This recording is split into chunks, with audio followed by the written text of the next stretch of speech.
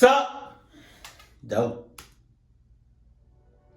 Stick around to the very end of the video to see one of my dumbest. In 2017, a group of 7 friends were wandering through this forest in New Zealand trying to get to this secret swimming spot. And as they're walking along this dirt trail far away from the road and there's no one near them, they suddenly hear this high-pitched, shrill siren sound coming from somewhere off in the forest. And so the group stops, they're listening to the siren, and eventually, after about 30 seconds, the siren stops. And at that point, these 7 friends begin exchanging very curious looks about what they just heard, but ultimately, they shrug it off and just keep on walking. Little did they know, that siren was trying to tell them to turn around and go the other way. But before we get into that story, if you're a fan of the strange, dark, and mysterious delivered in story format, then you've come to the right place because that's all we do, and we upload once a week. So, if that's of interest to you, please send the like button a beautifully wrapped gift for their birthday, but fill the gift with a spring-loaded boxing glove that punches them right in the face when they open it. Also, please subscribe to our channel and turn on all notifications so you don't miss any of our weekly uploads. Okay, let's get into today's story.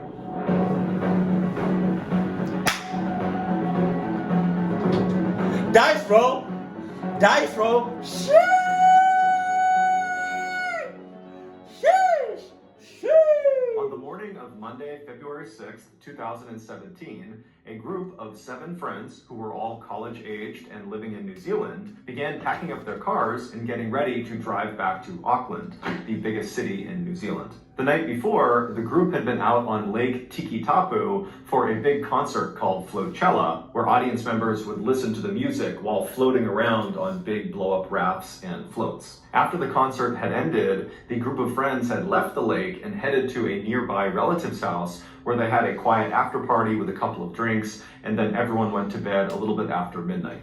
This morning, the group had gotten up early because they wanted to get on the road as soon as possible to try to beat the holiday traffic that was sure to crop up that day on the way back to Auckland. February 6th is a big national holiday in New Zealand. It's called Waitangi Day, and it's to commemorate the initial signing of the Treaty of Waitangi, which is considered to be the founding document of the country. But right as the 7 friends had finished packing up their 3 cars and were getting ready to begin their 3-hour drive north to Auckland, one of the friends, a 21-year-old named Rachel De Jong, suggested they take a quick detour before they head back home. Rachel, along with another girl in this group of friends named Maddie, had several months earlier discovered this secret swimming spot that was located only about 15 minutes away from where they were now, and it happened to be on the way back to Auckland. This swimming spot was this beautiful green-blue pool of fairly deep water that was located in the middle of a forest. This pool was actually a part of the Waikato River.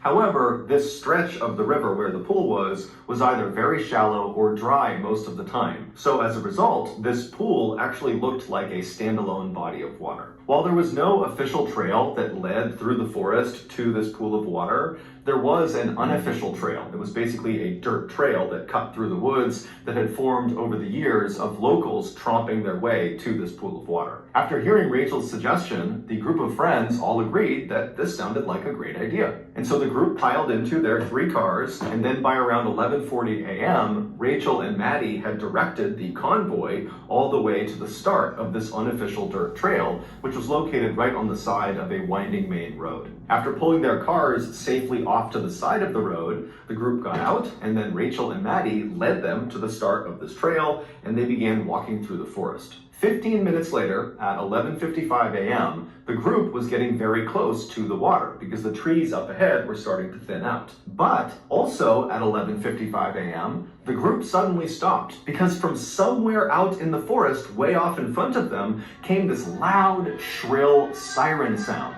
And it went on for nearly 20 or 30 seconds, and then it just came to a stop. And the group kind of looked around at each other. No one knew what to make of the siren, and so eventually they just kind of shrugged it off. Shrugged it off my ass! Man. Okay, being as though I'm looking at it as like this. When I hear a siren, I'm thinking about an ambulance or, a fire truck or a nuke.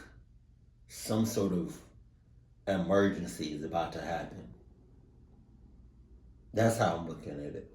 Or maybe they never heard that siren ever before in life, whether in person or on TV or YouTube or on the movies. Nothing ever. Then I would think, maybe that's why they shrugged it off, because they don't really know what that means. But then again, it's just like it was random. I don't know.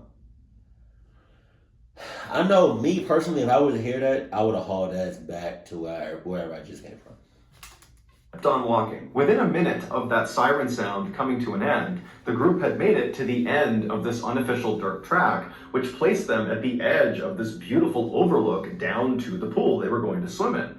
And so they began one by one climbing down the rocks in front of them, where there were some ropes that had been put up to help people climb down to the water. And so after they got down to the water, all of them stripped down to their bathing suits, they jumped into the pool, and they began swimming out towards the center of the pool, where there were these two big rocks that jutted up out of the water, almost like miniature islands. And so Rachel and the other women, so 5 of them, they climbed onto one of the rocks, and the 2 men who were part of this group climbed onto the other rock. And so they got up onto these rocks and they're looking around, taking in the sights, and then at 11:58 a.m., another siren blasts across the forest. It's the same sound as the one they heard 3 minutes earlier when they were on the dirt track. And so once again, all 7 of them are kind of looking at each other, wondering, what is this siren about? But after the 20 or 30 second long siren came to an end, they glanced around them and there Those are same mother clutches!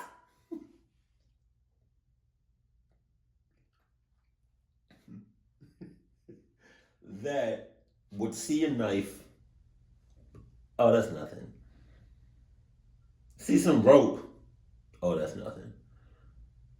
See an axe. That's nothing. See something that looks like a pool of blood. That's nothing.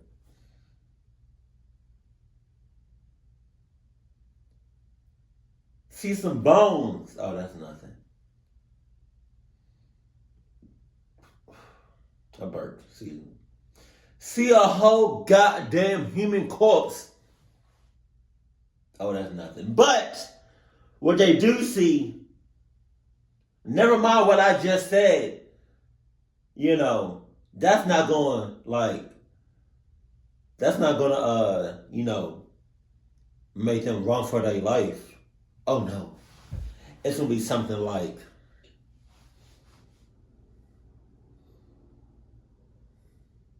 is that human feces?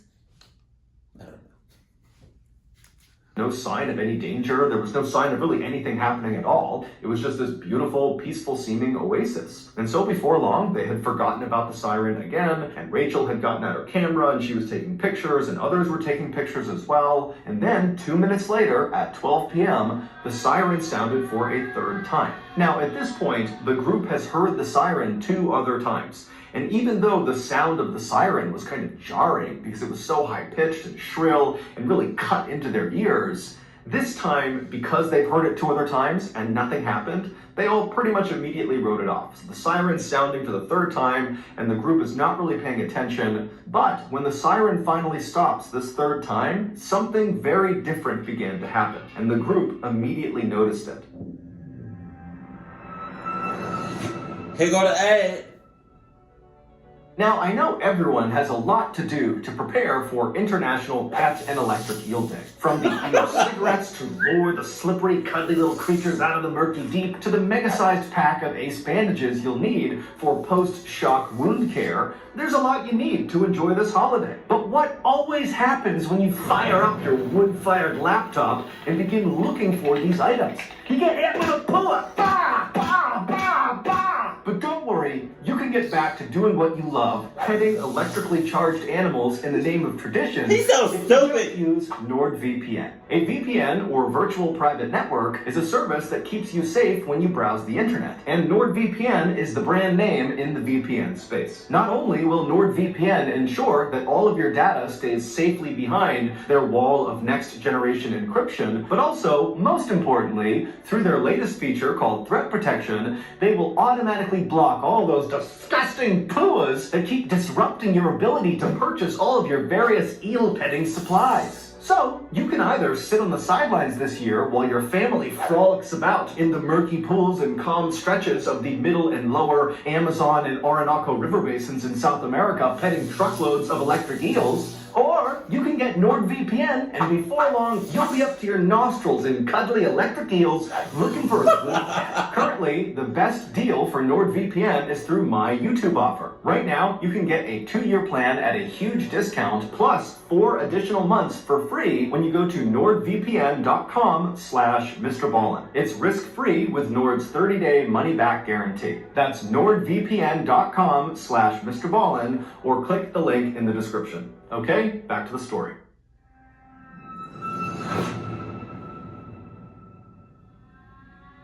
When the third siren came to a stop, the friends started to hear a new sound, and it was coming from the same direction the siren had been coming from, which in effect was upstream. Even though this river was basically dry, they could turn and look uphill, and they could clearly see where the river would go if it was full. And so the friends turn and look upstream, and they're listening to this really loud kind of smashing sound that's coming from that direction, and they're exchanging curious looks at each other, trying to figure out what that sound could be, and then all of a sudden, they see it.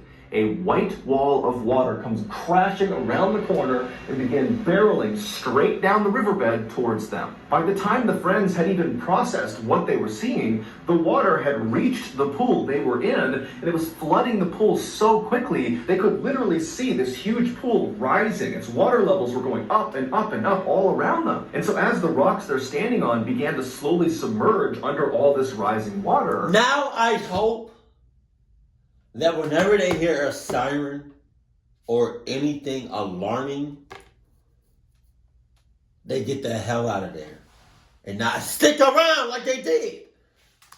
The group collectively decided that this can't go on for very long. Whatever this is, it's going to stop, so just stay put, stay on these rocks, we're going to be okay. However, within seconds, the rocks they were on were completely submerged, and the water was still tumbling down the hill towards their pool, and then spilling out over the other side down the other end of the riverbed. And they're thinking to themselves, if we don't get off these rocks soon, we're going to get swept downstream with this water. And so the 2 men who were on their own rock, they leapt to a rocky outcropping that was slightly higher up and was connected back up to the forest. And so this rocky outcropping represented safety. And so once they were up there, they turned around and they yelled to the 5 women still stranded on their rock to try to swim over to them, and the guys would grab them and pull them to safety. But by this point, the girls are looking around, the water's up to their knees, and it's rushing past them. They can barely keep their balance. They know if they attempt to swim in this water, they're going to immediately be taken downstream with it. That's so the group suicide. very quickly decides their only choice is for the women to literally jump and grab the men who have their arms outstretched for them. And so Rachel DeJong, she was the first one to try this. She leaps off the rock, she grabs the guy's arms, and she gets pulled to safety. And then she turns around, and she and the other 2 men continue to get the women to jump off the rock to them. And at first it's going fairly well until they get down to the second to last woman who leaps, she grabs one of the guy's arms, and then both of them lose their footing, and the guy and the woman, they both get swept away downstream, they're gone. Rachel stays calm, and she moves to the position where the guy had been who just got swept away, and she takes out her GoPro camera selfie stick, and she extends it out to the last woman who's out on the rock. Her name is Alice. And she tells Alice, jump and grab the selfie stick. And so Alice, who's almost completely submerged in water now, makes this frantic jump to grab onto the selfie stick. She grabs it for a second, but then loses her grip, and she begins being swept away. And Rachel, who at this point was completely safe, immediately jumped into the rapids after Alice. She grabbed Alice, she attempted to turn around and grab the rock to stop them, but she couldn't get a grip. And she and Alice were also swept downstream out of view.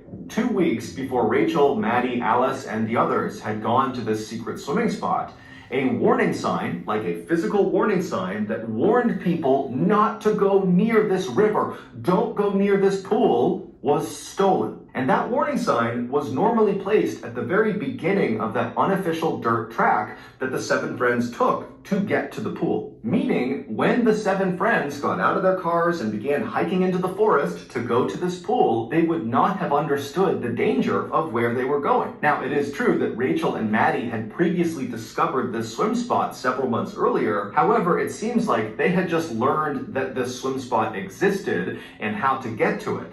It did not seem like they had literally walked this trail and gotten to the pool, and so very likely they would not have known about the dangers this place posed. The pool of water they were swimming in was not actually dangerous itself. It was only dangerous because the pool was located in the middle of a spill zone. About 650 feet upstream of the pool they were swimming in is a dam, and 3 to 4 times a day, they open their gates, releasing 20,000 gallons of water per second down this mostly dry riverbed. Oh my and God. The water comes careening across that pool all the way to the bottom. The gates stay open for about 15 minutes, and the only reason this is done is for the spectacle of it. It's to show tourists what this riverbed looked like before the dam was built. And what this riverbed looked like before the dam was built was a raging rapid. On February 6th, 2017, the dam was set to spill at 12 p.m. So those sirens the friends heard at 11:55, 11:58, and then 12 were all warnings that a spill was about to occur. But of course, the 7 friends had no idea. After the 12 p.m. spill had finally ended, the 3 friends who had made it to the rocky outcropping and had not been swept away by the current went looking for the 4 other friends who had been swept away, and they would find them.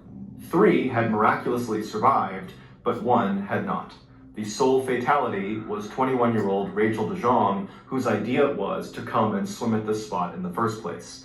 Rachel also was the woman who had left safety and jumped back into the rapids to attempt to save her friend Alice. Today, there are many more warning signs and fences that have been put up around the Waikato River to prevent people from getting too close, because the dam still, despite the fatality, spills several times a day. However, despite all these precautions and all the notoriety around Rachel's death, people still today sneak in and go swimming in that secret pool. What's the point of having signs somewhere?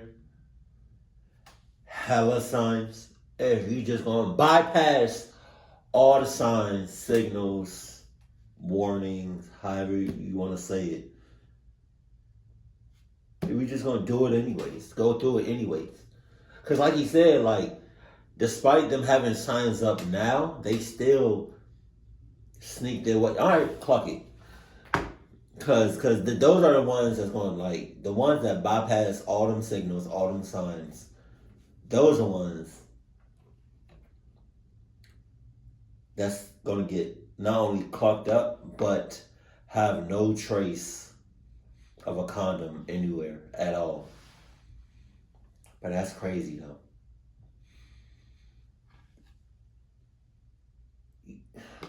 See, because now I'm trying to think about it as like, what if? Now I'm trying to think about it as what if you never heard a siren before, whether it was in person or like on TV or something.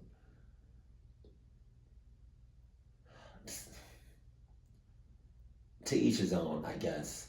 But like, I don't know if I heard, like I said, like me personally, if I ever heard a siren or anything like that, I know an emergency is about to happen. Jesus. But I think somebody's stealing that sign in the first place to let people know, do not go to that area. I honestly feel like that was a setup. That's just me. Keep it cool, keep it classy, and I love you. Stay happy, my family.